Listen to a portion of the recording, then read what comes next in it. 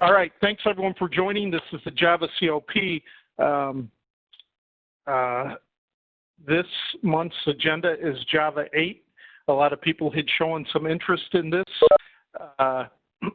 topic, and thank the Lord that we have Steve to help us out with this and have a great presentation. He has some great examples. I was trying to play with the agenda a little this month. I was going to put a brain teaser in first, but we have so much material to get to and probably so many questions that I put it at the end. And what I'm going to do is I'll send out the deck, and if anyone answers, they'll win something. I don't know what yet. You'll win something if you get the right answer, first one with the right answer. So you'll see that at the end in the deck. Java 8's the topic. What's next is I want everyone to think about it. JMS is a thought I had. TDD is another thought that we talked about, Brittany, Steve, and I. Obviously, we'd want Steve involved, but we don't want to overload him. So I know there's a lot of people that know TDD. Or if there's other topics that people want to go over, we can. The next thing's going to be questions. And then, of course, like I said, if we have time, we'll look at the brain teaser. If not, please look at it and give me an answer, and we'll see.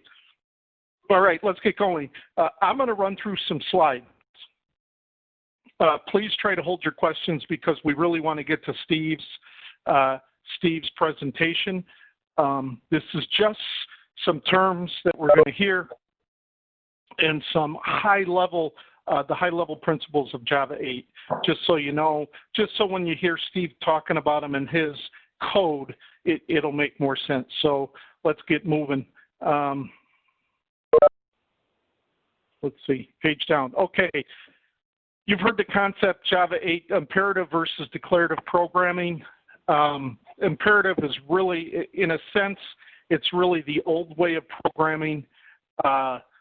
It's exactly how to do a function, iterate over a for loop. We know how to do that.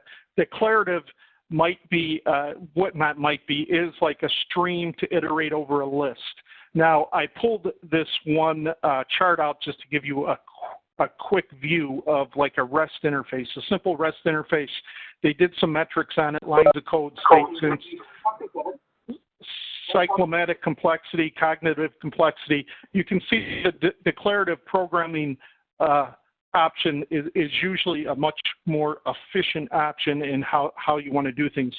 Now, like we were talking about yesterday, it's not always intuitive and it takes some time. So, Rome wasn't built in a day. This is going to take some practice and time to get used to this style of programming. Oops, sorry. Lambdas, you're going to hear a term called lambdas. It's a function method without a name. It is like an anonymous function, anonymous class is what a lambda is. It's not tied to really any class or a regular method. It can be assigned a variable and passed around, and its main use is in what's called functional interfaces. So here's the syntax, give you a little bit, the input parameters of the lambda. You'll see an arrow, and then you'll see the actual function in here. Okay, functional interfaces, Java 8 functional interfaces, everybody's probably heard this term. It's obviously an interface that has exactly one method. There's an annotation add functional interface introduced in Java 1.8. New functional interface is introduced, consumer, predicate, function supplier. There's more.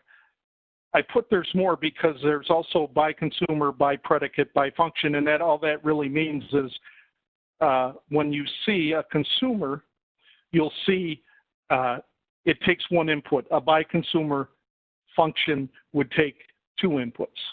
Okay, this is a simple example of a functional interface. You define an interface square, which is a simple calculate method, and then you use the lambda expression to define the calculate method, which is basically right here.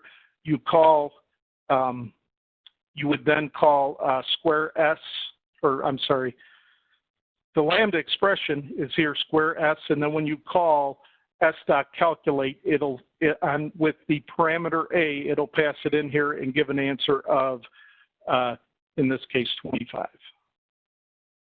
So that's just some simple syntax. Consumer, this is, it implements an accept method.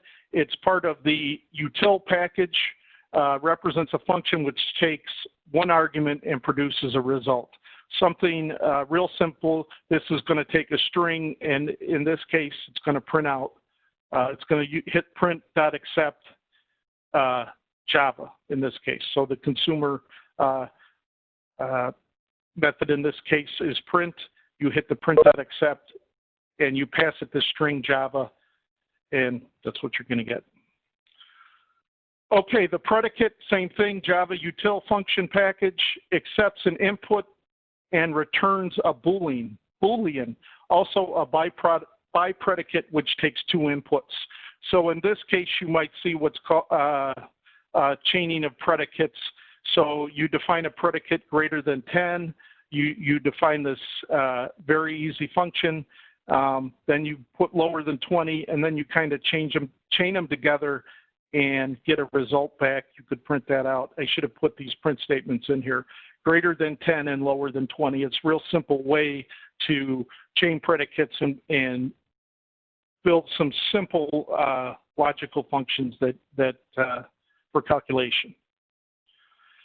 Like I said, you're going to be seeing a lot of these. A function, okay, accepts an object and returns an object. These can be of different type objects. Also, like I mentioned before, you have a by function which takes two inputs.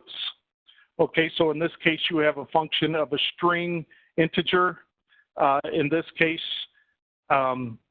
it's going to take in a string and pass back an integer. So in this function, it takes a string function.apply, and I pass in the string Brittany, and this is going to say, okay, what's the length of that string? And in this case, it's going to be 8. And once again, you're going to see all this in live action here in a minute.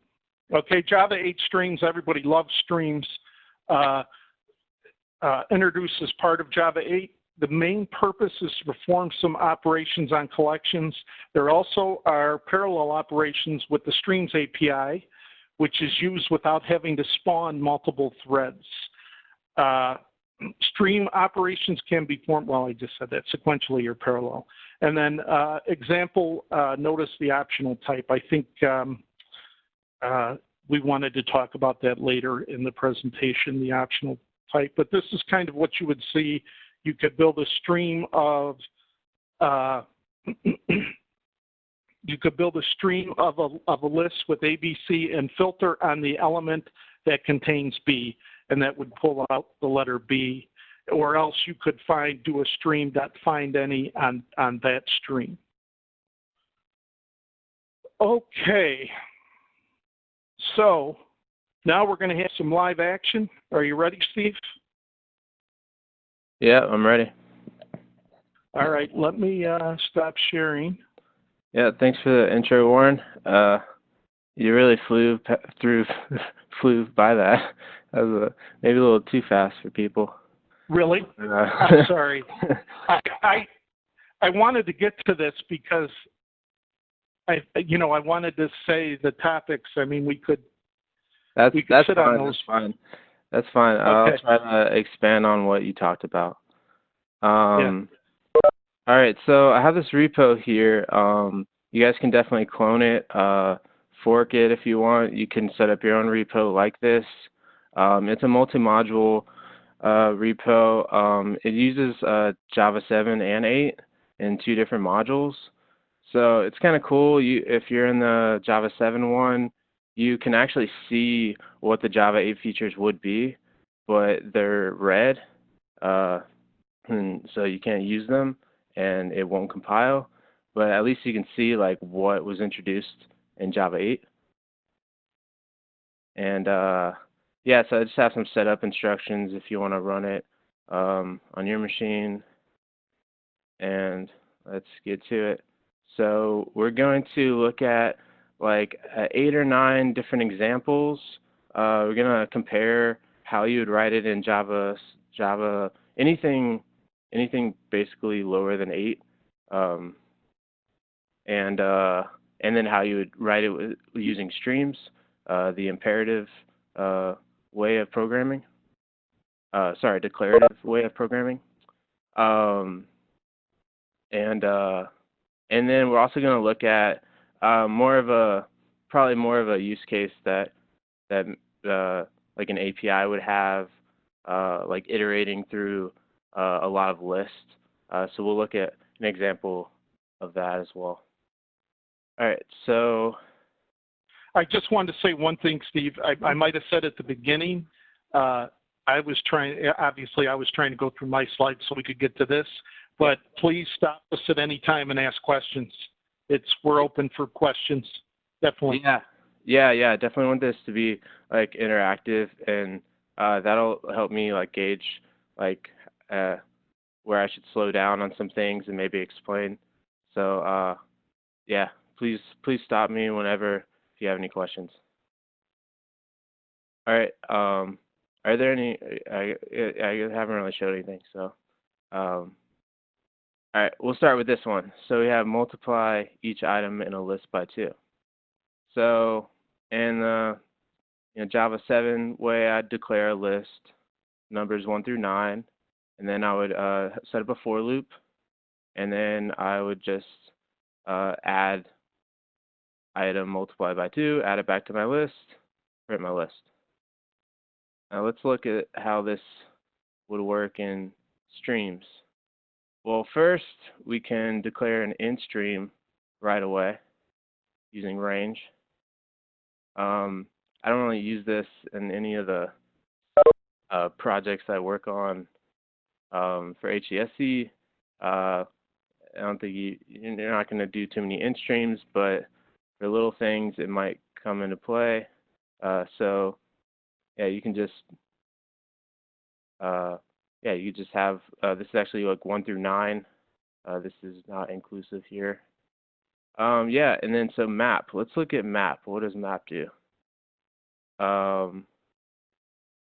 So map is there's 2 kind of maps. This is the map from an int stream. I'm gonna skip on this one, and I want to talk about map on the stream. But basically, it's basically a function. So it takes in an input and then returns an output. So this is just outputting back to this int stream, just multiplying each number that comes in by 2. So I like to think of streams as like an assembly line, like kind of like a conveyor belt and like a factory. Just every function has its own little job, and this stream of numbers or objects or whatever it is just come by, and each function gets applied as they're coming down the line. So this box, this actually converts an int stream to a stream of integers, and so it can just convert it back to a list. And so that's how we get a list of integers.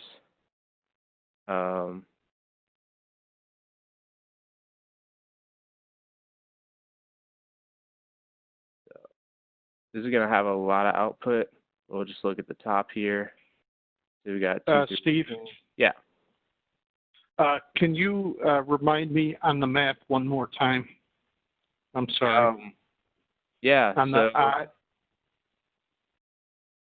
Where like was the I initialized? Yeah, and where was the I was passed in? I is basically these numbers. So this input is first time around it's 1, and then 2 and 3 all the way to 9. And so each of those numbers is going to be multiplied.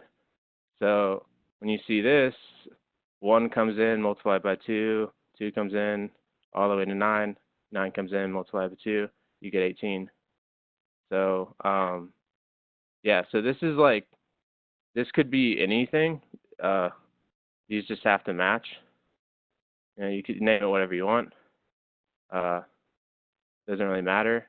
It just represents the numbers coming in here. Does that make sense? Yep. So the range feeds it. I haven't used the range or ever, so I was kind of thrown off by that. Yeah, yeah. So yeah, range comes from in-stream. So yeah, working with integers. I think there's double stream as well.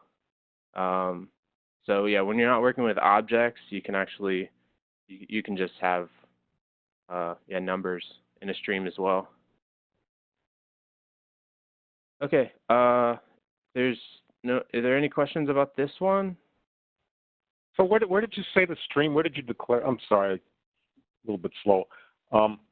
So for this one, I didn't actually have to declare a stream because this range actually outputs a stream. Oh, I'm sorry, I missed that. Yeah. Thank you. Okay, cool. Now the dot notation, dot, dot, dot. So you're just kind of that can be anything in the dots, right? You're just putting in that. It's like piping it. You're doing 1, 2, 3, like assembly line. Yeah. Okay. Okay. Yeah, you can put anything in there. Yeah. So let's look at what else you could do. Yeah. There's all these different things. And these are all on in-stream. I don't think it's going to be very applicable for a lot of us using this kind of things. No, why not? Why don't you think we would be using it? I mean, you could, but I think we work with objects more. Data, like, you know, relationships with the data and like a list of data. But yeah, definitely if you have to do some kind of like algorithm with like numbers, I think this could come into play. Yeah, but yeah, so all these examples, I can't take credit for them. There's some repo where it's like Java one-liners. Yeah, so I took these examples, but then I wrote the Java 7 code. Like, how would I write this without streams? So yeah, let me show you what I was talking about before. Like if I wanted to say stream.of, or let me try something else. Let me do items dot stream. See, anything that's in red is Java 8. So if you're writing some code in this Java 7 module, you can kind of see what is Java 8, like which functions are just introduced in Java 8. So yeah, I thought that I got another dumb question, Steve. Yeah. Is that specific to IntelliJ?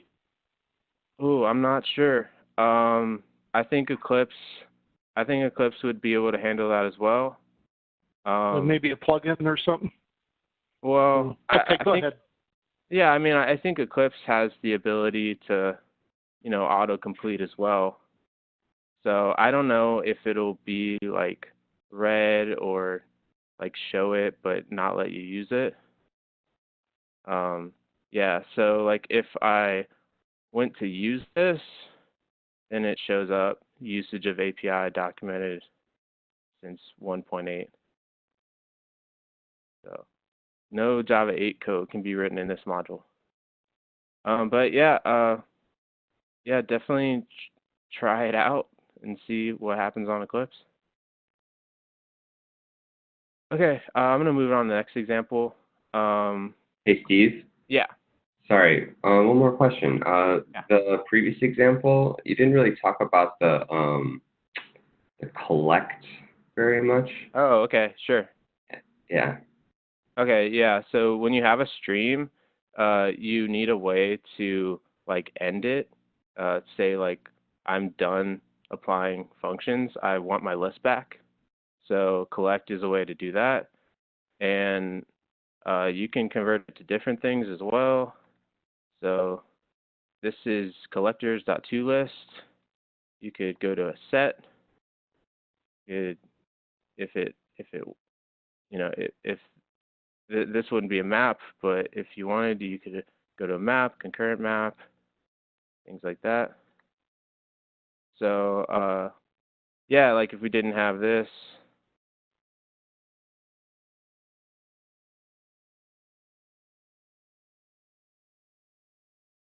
and change the variable, this is actually a stream of integers. So it's still going to be a stream until you collect it. Yeah, I think that's an important point, because if you're brand new to streams, then you can chain these methods together, like you're saying, that have your assembly line. But at the end of the assembly line, you have to have a way. You have some of these methods in particular are terminator methods, so they will bring the stream to a close and actually convert it to a real result. So some of these are special, and they have you have to choose one of those to appear at the end of the chain here. Yeah, thanks, Dick. Yeah, so like the terminating methods for each, anything really that ends up returning void or like an integer, like I think we can say like count, like those are all terminating methods, because that's just gonna take the stream and just output the count, and you won't have a stream anymore. Yeah, and for each we'll just like print out everything. So yeah, instead of like printing this out later, I could have just not had a variable and just printed it out as well.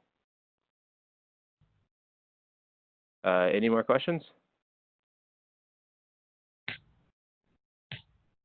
Okay. All right. I'll move on to next one.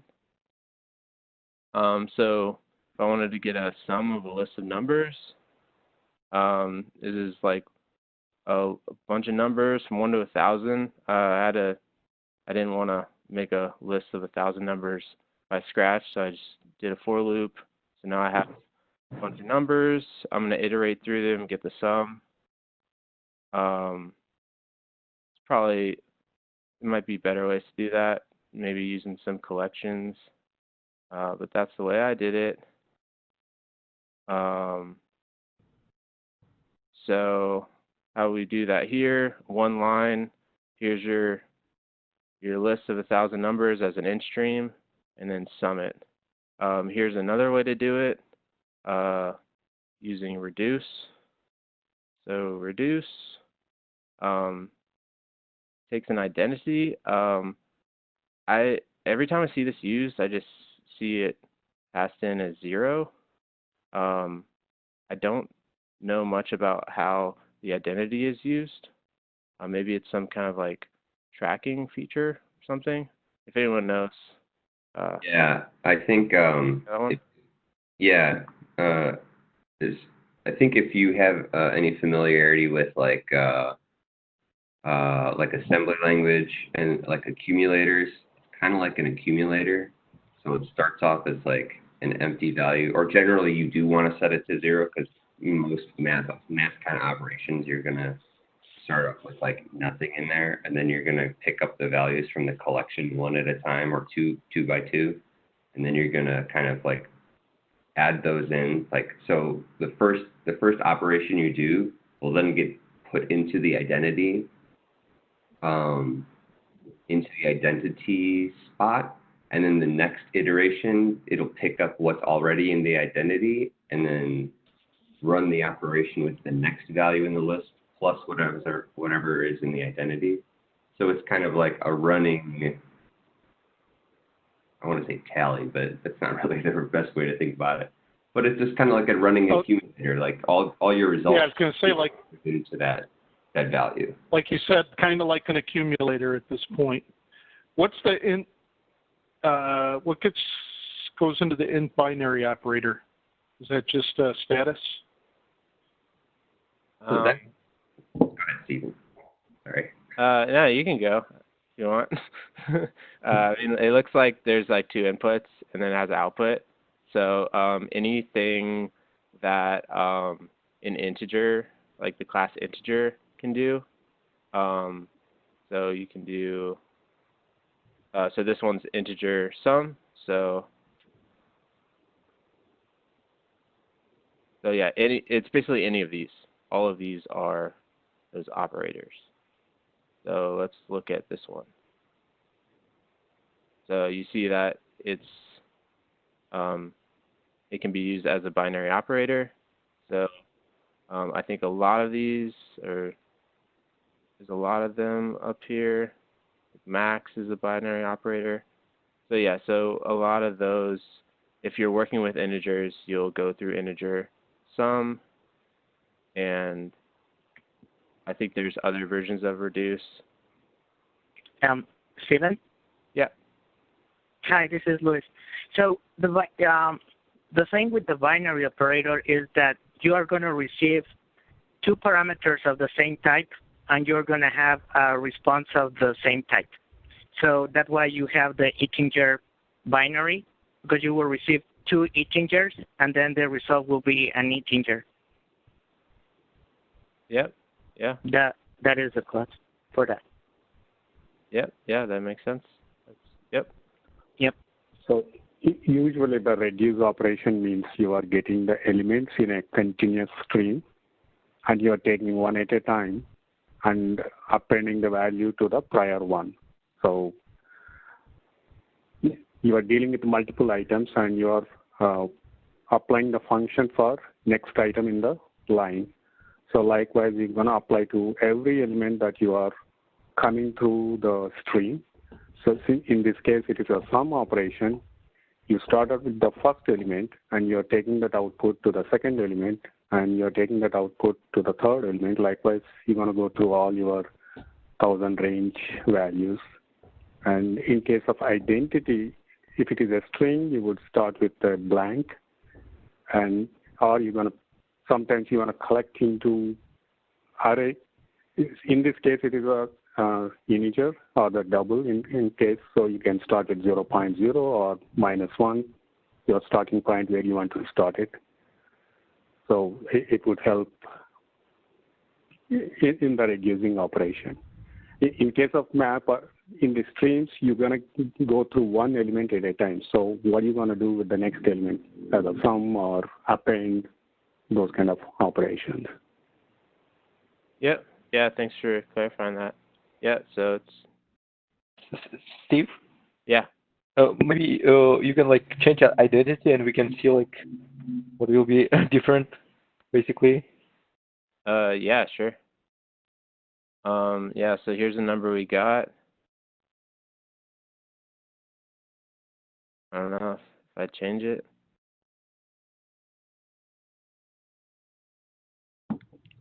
Or 99,500.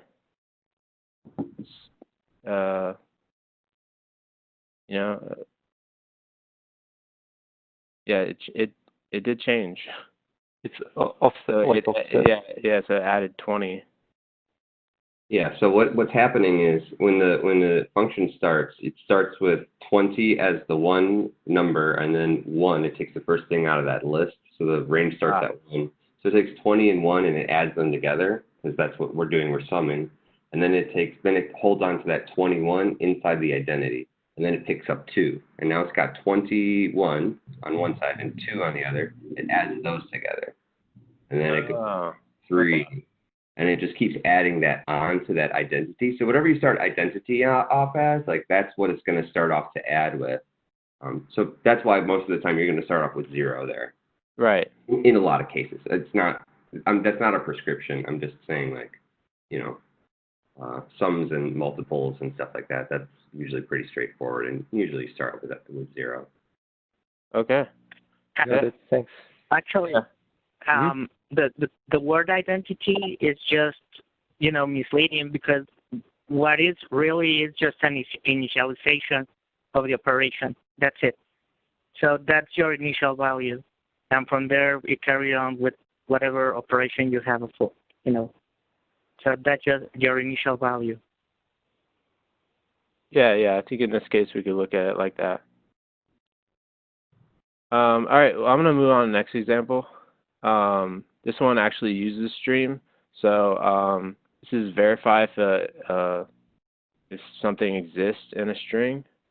So we've got brown, fox, dog, pangram, and then we want to see if any of these words are in the tweet.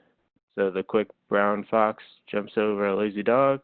So let's see how we would do that in Java 7. We you're going to iterate through all the keywords and see if any of them are in the tweet. And once I get one that's in the tweet, I'm just going to break. So so then I would either get true or false. And so this is just finding out if there's at least one match. So with streams, you would have your list here. So any list of any objects, you have the ability to call stream, and that gives you a stream of your objects. We can look at this right here. Returns a sequential with this collection as its source. So this is stream right there. Okay. All right. So we're in the stream. We can call like any of these different functions. So we got. I'm gonna look. I'll talk about some that I use. Filter, which is using a predicate. So that's just a Boolean. So it'll filter out whatever returns false from your predicate. And then I use map a lot, and then flat map. We'll get into those a little bit more, but I just wanted to touch on that real quick. But I definitely got some more examples about that. So I'll explain that more later. But for this one, it's using any match. So any match just takes a predicate. So that's just some Boolean statement. And so a lot of times you can use a method reference. So for this, it already knows that everything coming in is a string. So defining it as S really doesn't really need to be done if you're just calling .contains, which is a string method. So a lot of times you can just use a method reference. So this is a method reference, and this is just saying on all of these strings, just see if it contains it.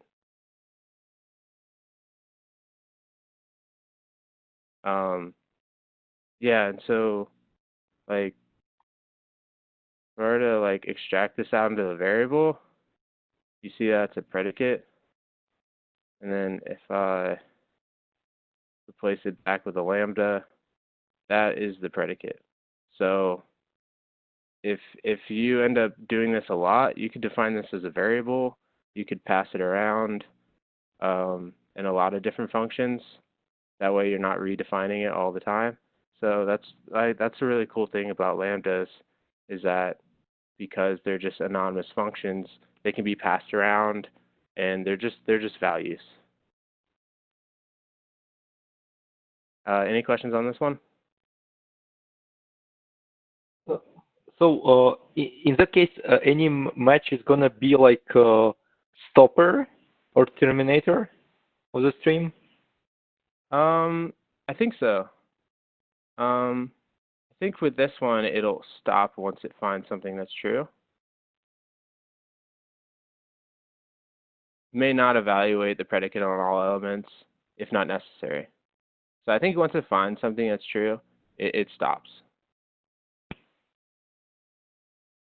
Because it's just looking for one match. Once it finds that one match, it's not going to go to the other ones. Got it. Thanks. Yep. So I think I'm going to move on to the other examples, but I will share out this repo, and you can look at any of the examples on your own. You know, I think this one's really cool, so I'm going to share this one. We'll look at this one right now. So this is using a parallel stream. So just let's see, what is this one? Okay. Okay, so off of stream, you can do things in parallel.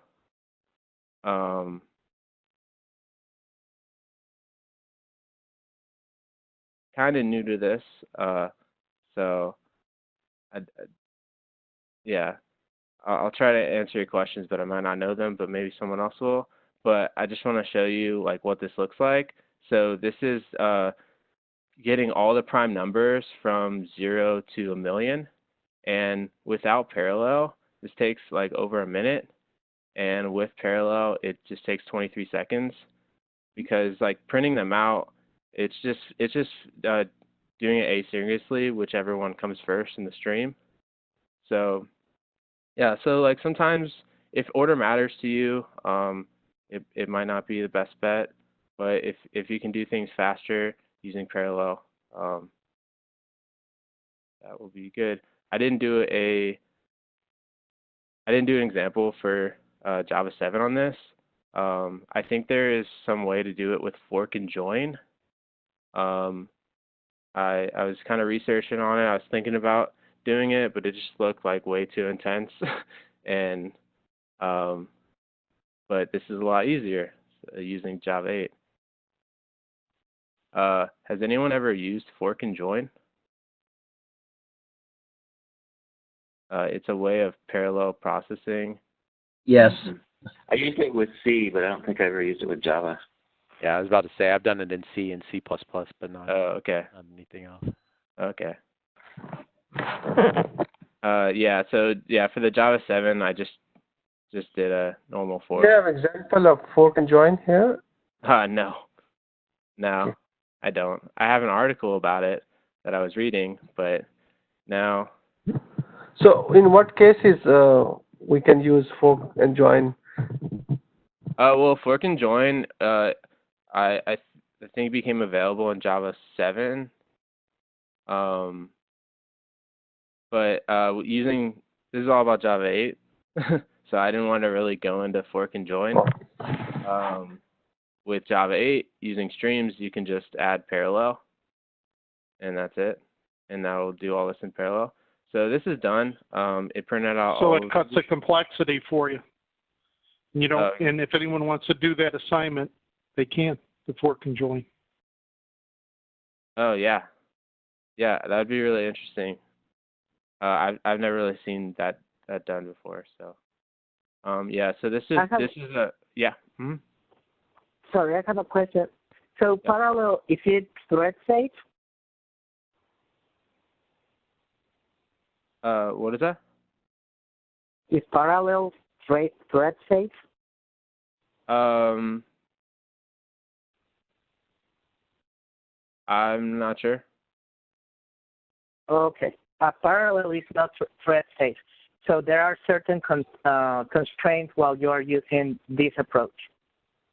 So here the part will be, okay, when is it a good idea to use parallel and when it's not? And it all depends on how you process your information, because you can start getting some inconsistency whenever you run over and over the same process. Yeah, that's a good point. I definitely think it should be you should think about whether it's safe to use and if it meets your use case and won't give you inconsistencies. So yeah, that's a good point. Yeah, I've never used it on any we do a lot of develop a lot of APIs, and I've never seen anyone use parallel. Maybe for like some algorithms you might want to use it. But yeah. It's a lot more common in an operating system type, or something that's running directly on the hardware, where you're breaking off pieces of work. You can kind of see in your output here that your output's not coming in order because it's basically chunk the work. But there's a lot of different use cases and implementations depending on what you're doing with this. I mean, this is in essence like what a lot of big data does with MapReduces, where it splits a data set in a job and breaks it off into pieces to process. In that case, on different servers. But you'll see this a lot. Fork especially is old style Unix. I mean, pretty much any operating system command in Unix forks your shell and then executes the other process. So it's kind of an old concept, and then a lot of what you have to do with it, you have to do on your own. The system doesn't do it for you automatically. but that's where you'll see it a lot more. Yeah. Thanks, Chris. Thanks for adding that. That makes sense. Okay, so I'm gonna go away from these examples, go to some things that working with lists. So so I have like a common module here as well. So there's this interface. So there's artist, a list of artists. Artists could have many albums. An album can have many tracks. So how do we work with some of that data? So I just made some like arbitrary functions, just to see like how would I do this in Java 7, how would we do this in Java 8. So compare the approaches.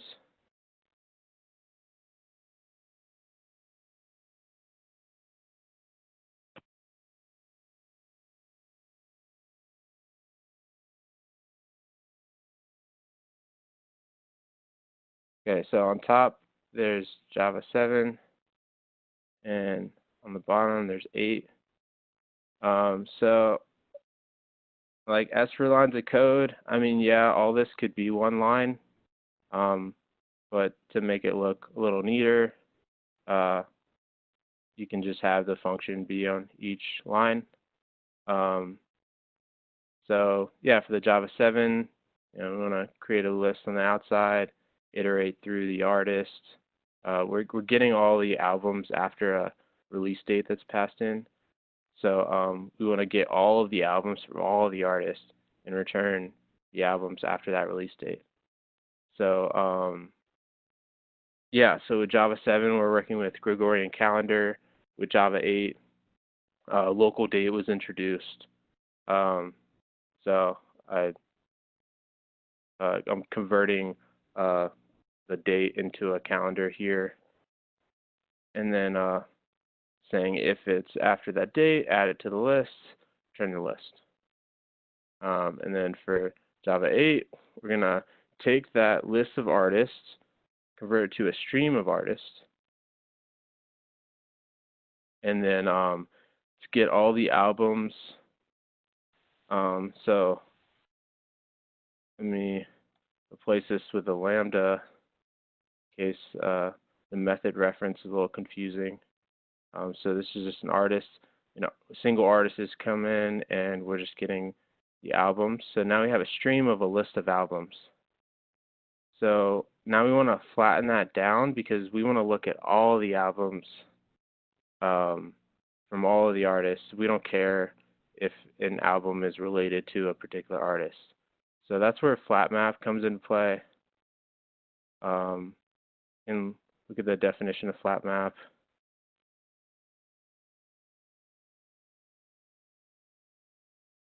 Returns a stream consisting of results of replacing each element of this stream. Yeah, I don't know how to really describe what flat map does. I always feel like when you have a list of lists and you wanna just have it as one continuous stream of objects, that's when flat map comes into play.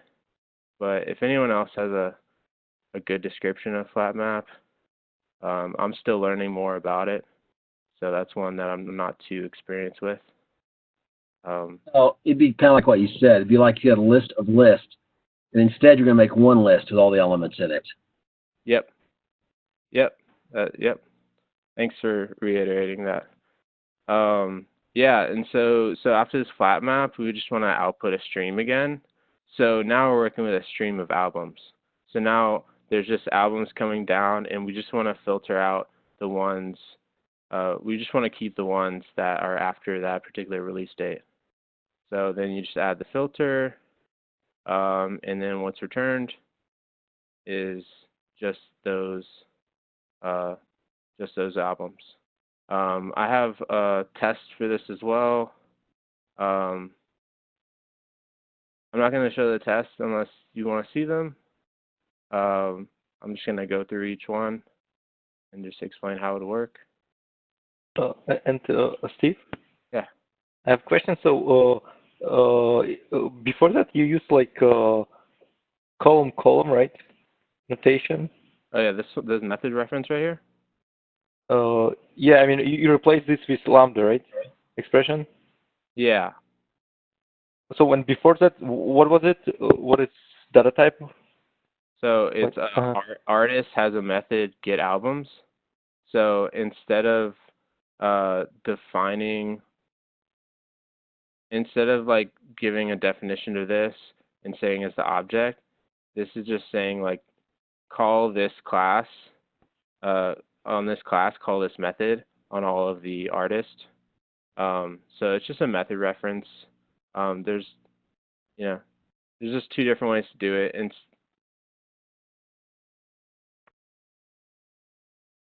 yeah, like this isn't necessary. So Java gives you a different way of just instead of having to define this, you're just calling. You already know that that object is coming in. It's a little bit more declarative. Yeah. Yeah. Yep. Okay. Yeah, I don't know if Eclipse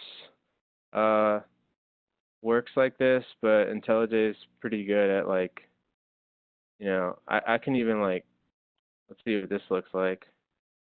I just replaced all this with Java 7 code. So that's kind of cool too. I don't know if you can go back to Java 8 code, but yeah, like maybe I guess if you're writing some streams and you want to look like maybe it doesn't make a lot of sense. Maybe you can see what it would look like in like the for each style.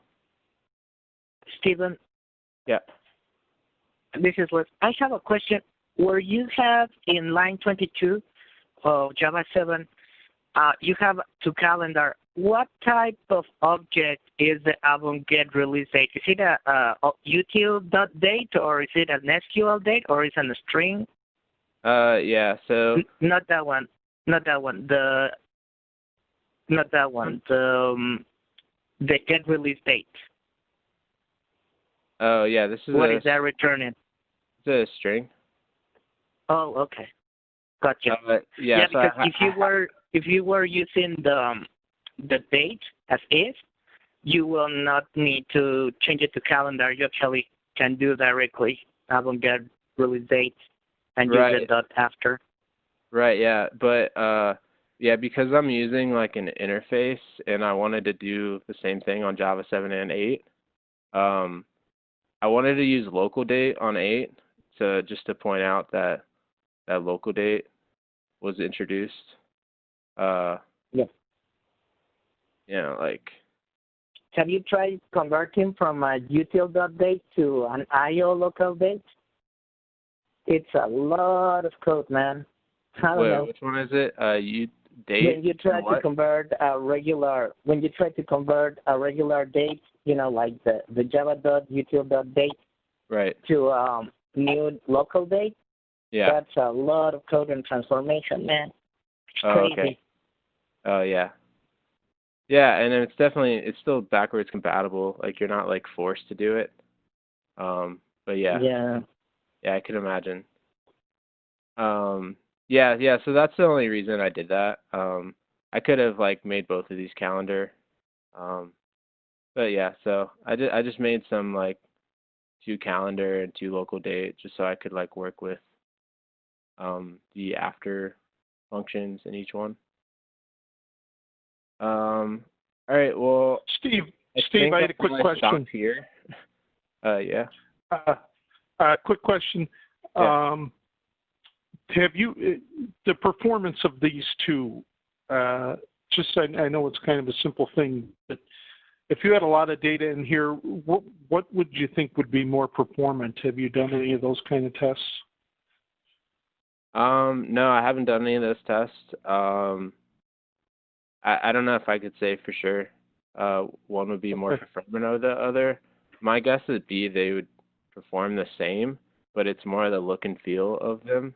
Right, yeah. And the way you kind of, the way you program it. Yeah. I mean, definitely if you made it parallel, it would run faster, but we talked about that before and how that might not be a good idea all the time. Yeah.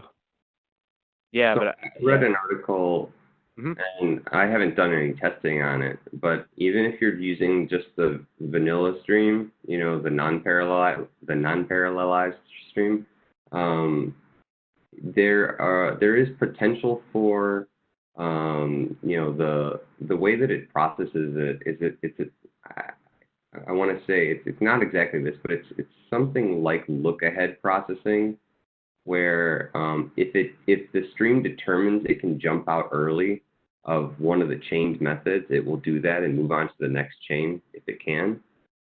So you can see some performance benefits there, but that's just one small example that I've only read about.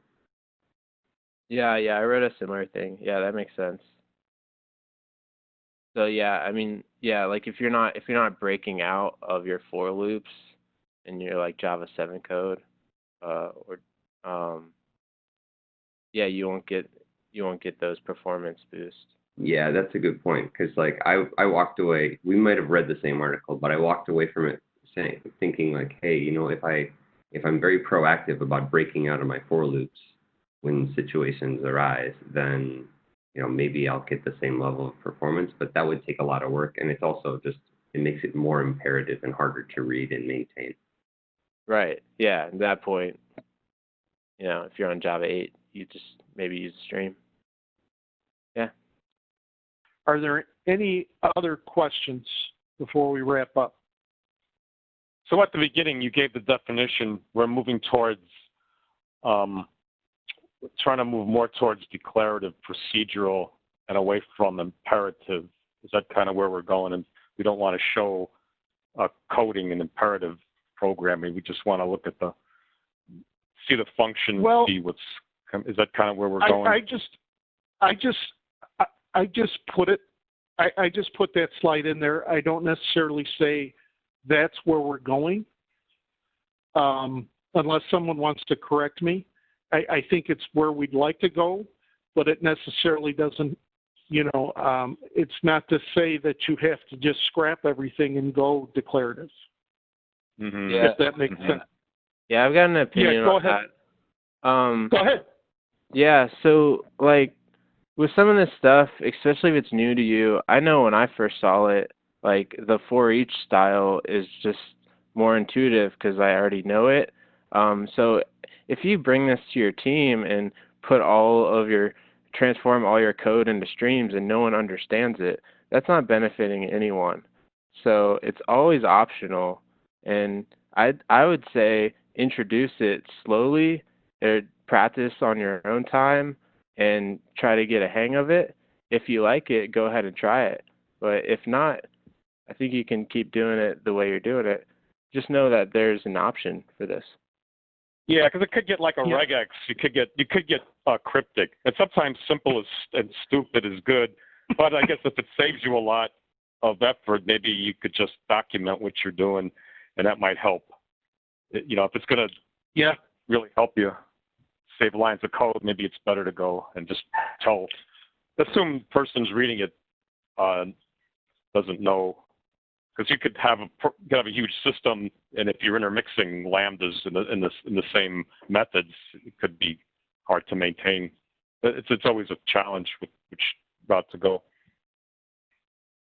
Yeah, we hit that on my last project. Go ahead. Sorry, go ahead.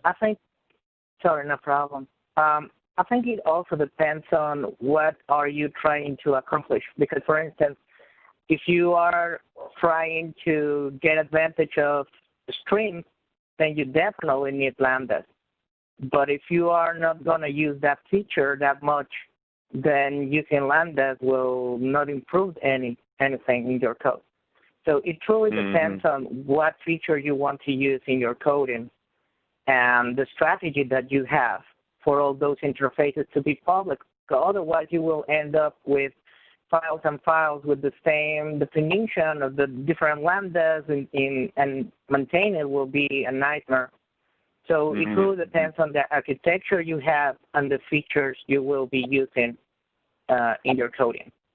I think there's some misunderstanding there, because you typically, when you're using these streams, you don't use them on and on and on. You pretty much make one statement with them, and you're done. And then you move back to, the typical primitives or integers or whatever objects you're typically using. You're only really using the stream within a single statement.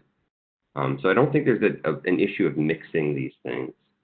I think for me, like for instance, if you have seen, whenever you have a stream, you always need something to work with it, right?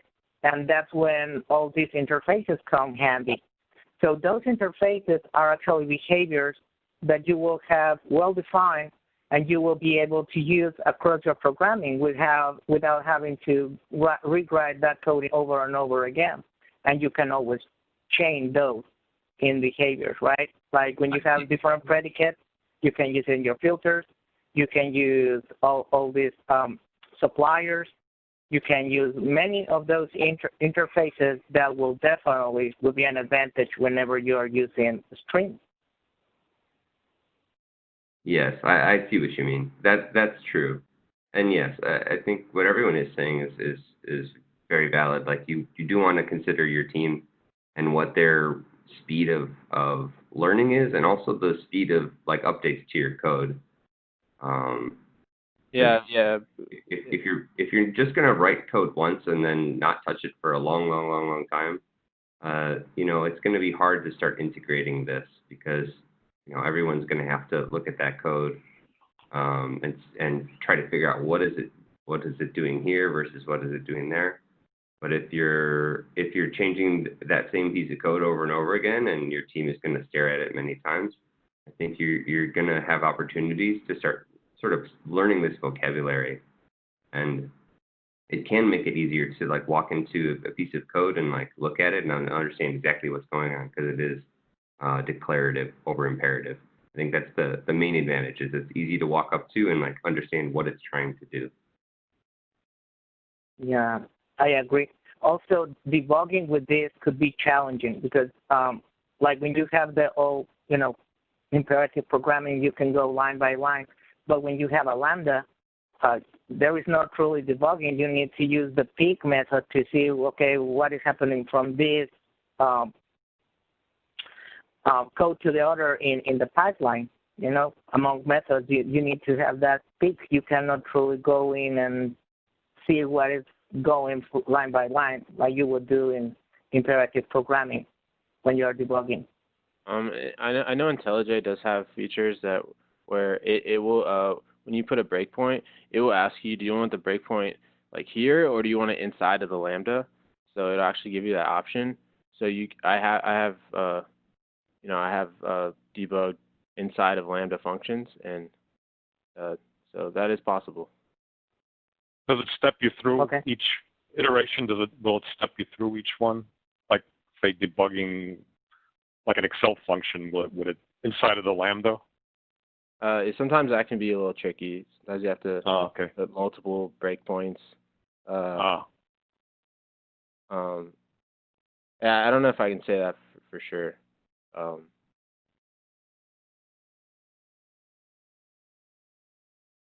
Yeah, but yeah, it could get a little, it's not as straightforward as debugging the imperative code. So that is a good point. And that's part of as part of the COP. If people can, as they find things out, maybe we can document some of these and keep them as a whole for everyone. Broadcast them to the teams. Well, what we find out and what's the cool stuff people have done with some of the functions, and it doesn't necessarily have to be this. It could be older code that's interesting.